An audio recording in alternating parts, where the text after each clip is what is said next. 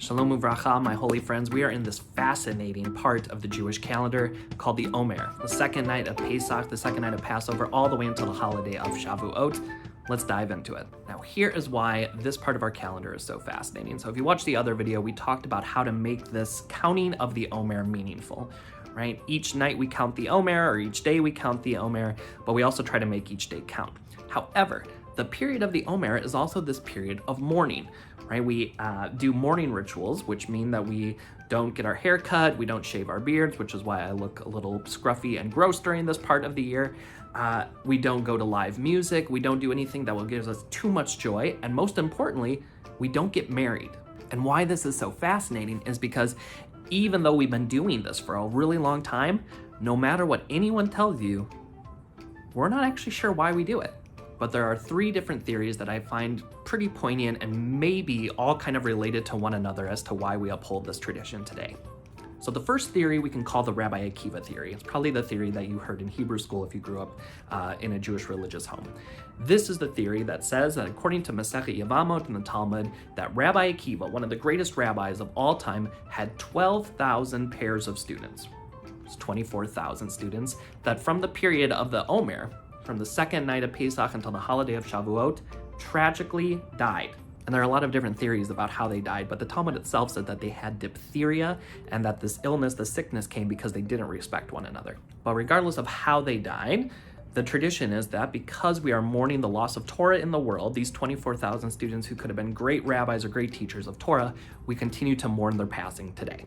The second theory is called the Lumeralia Theory, and it was posited by Dr. Julius Landsberger in the late 1800s.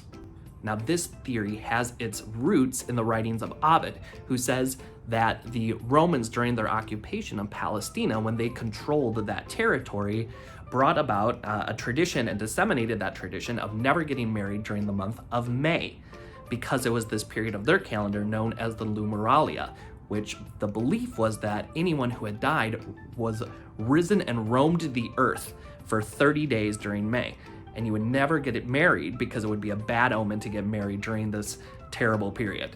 And though the Hebrew calendar and the Gregorian calendar are not synced, they're two separate calendars, Pesach usually falls around the time of May each year. And finally, one last theory is that when we talk about New Year's in Judaism, we usually think of Rosh Hashanah, the head of the year, but there are actually several New Years in the Jewish tradition, one of which takes place during Pesach. It is actually the first month of the Jewish calendar, the month of Nisan. And according to our rabbis, the Rosh Hashanah of Nisan is when the wheat harvest is judged, right? The time of the growing and the time of the reaping of the wheat harvest.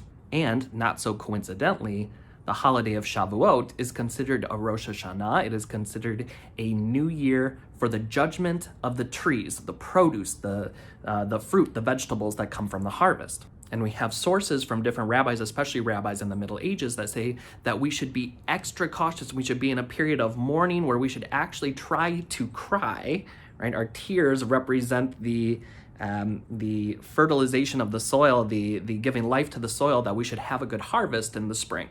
Now, Rabbi David Galinkin posits this as the agricultural anxiety theory, and I think it's a really good way of thinking about it. It's the idea that we mourn in order to somehow influence the agriculture around us, which is actually deeply rooted in Jewish tradition. So there you have it, three different theories of this fascinating part of our calendar: the Rabbi Akiva theory, the Lumeralia theory, the agricultural anxiety theory.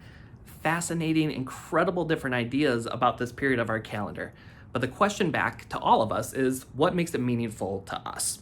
And it's an important question because there's power in ritual, but it's hard to take out that power. It's hard to take out that mashma'ut, the meaning of it, if we can't find some personal significance. So my challenge to all of us is that whether it's one of these theories or something completely different, that we find a way to make this period of our calendar when we're in this process of mourning applicable to our daily lives. And if you want to continue the conversation, let's be in touch and let's find a way to do that together.